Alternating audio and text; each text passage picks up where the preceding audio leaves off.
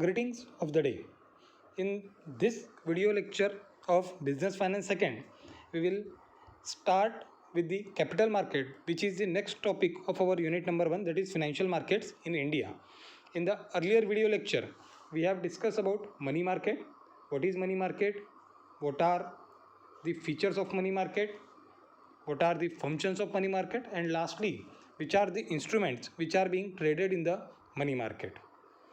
In this video lecture, we will discuss our topic for our discussion would be definition of capital market, what is the composition as well as structure of the capital market, which are the various products which are being traded in capital market, who are the participants of capital market, and lastly we will discuss about regulatory authorities which governs financial market as well as capital market in India.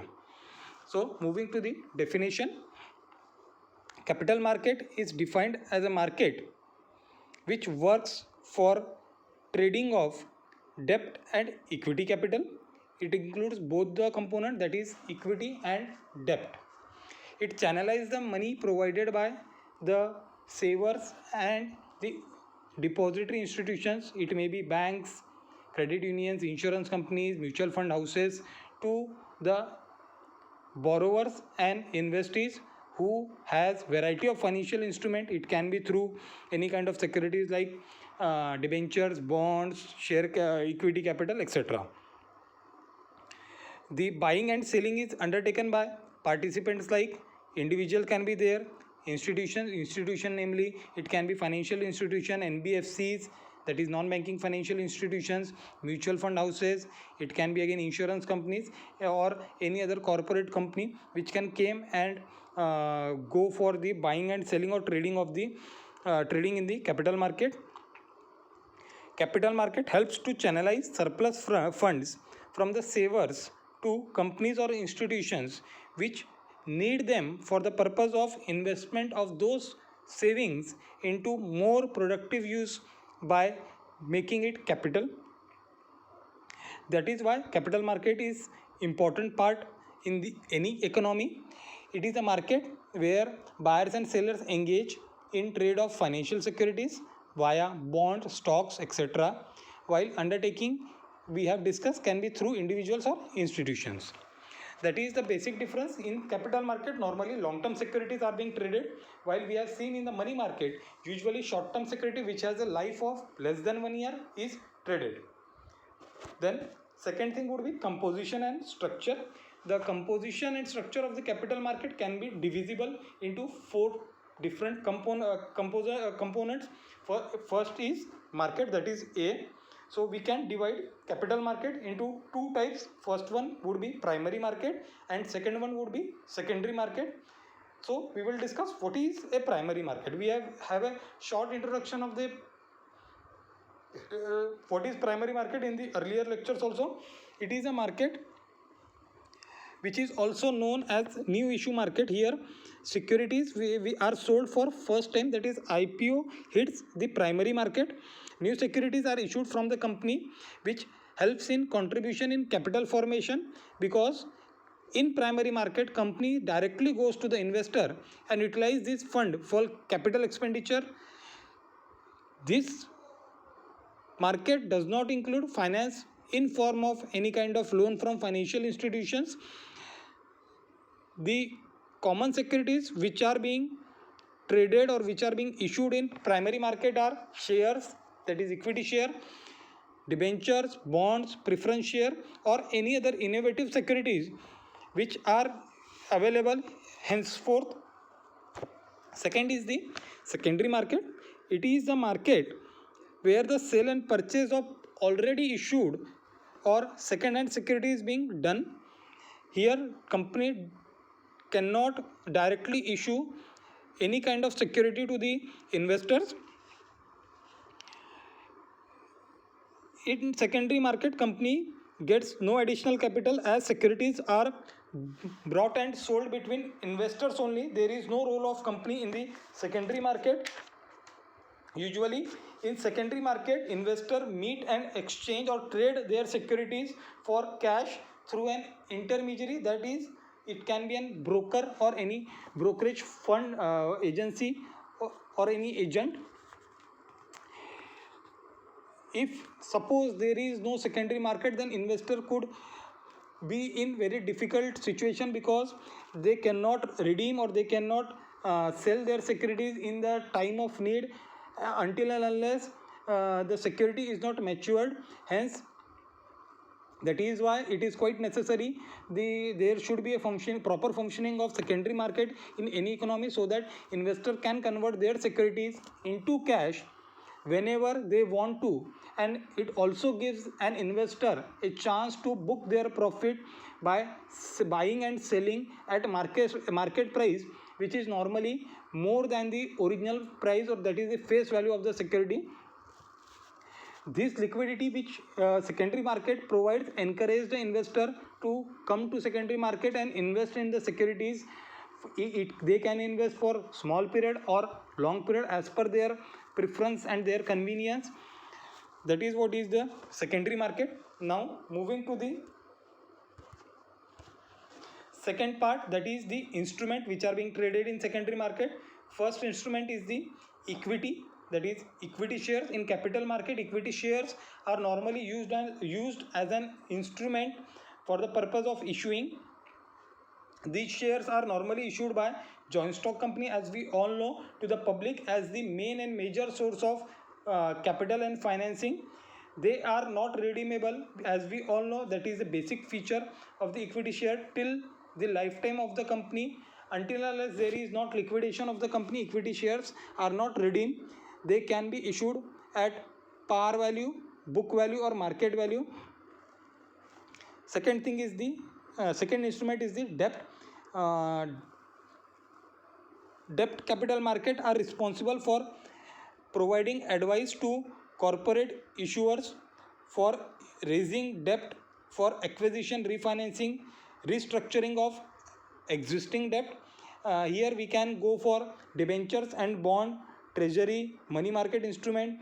These are being part of debt, but in debt capital market usually debentures and bond are being considered as an instrument for or securities. Third is the hybrid form of securities. It refers to combination of both debt and equity characteristics. The example for hybrid security can be, or the most common type of hybrid security is the convertible bond, which has the feature of bond and also is influenced by also it can be convertible into stock as per the conditions laid in the convertible bond. That is the that is the hybrid security which can be traded in the capital market. Next is the regulators which regulate the what we can say capital market. The regulator, first one is the major regulator is SEBI. SEBI was formed in 1988, but after it got legal status in 1992 after some big scam happened in the financial market in India. It was formed with the objective to protect the interest of investors in security market and for the matter connected therewith or incidental thereto. That is why there was the formation of the SEBI, to protect the investors from any kind of mischievous activities by the company or any fund manager or brokers. They are usually SEBI was principally set up to control the activities of commercial bank, operations of mutual fund agencies, work as a promoter of stock exchange activities, and to act as a regulatory authority for new issue activities of the company. It is the main regulatory authority which governs the action of capital market. The main objective of for the formation of SEBI were to control business of stock market and other securities market, to promote and regulate self-regulatory organization, to protect investors from fraudulent and unfair trade practices in the security market by forbidding it, to prohibit insider trading. Insider trading means on the basis of internal information, no company or the stakeholder of the company or directors of the company can circulate that information for their personal benefit, as they are sometimes knowing the vital information related to the financials of the company. And lastly, to promote the awareness among investors regarding to the financial market and training of the intermediaries about safety in the market. These are the main objectives which SEBI has been formed in India. Then last component would be who are the other players apart from these in the market.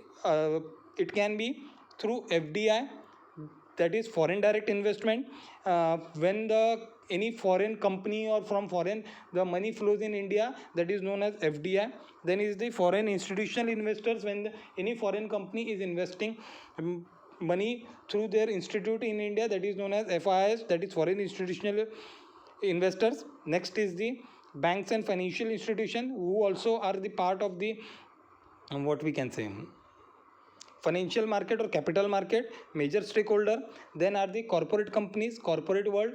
They are here for the purpose of raising of the capital and as well as investment in the secondary market for the purpose of gaining some profit.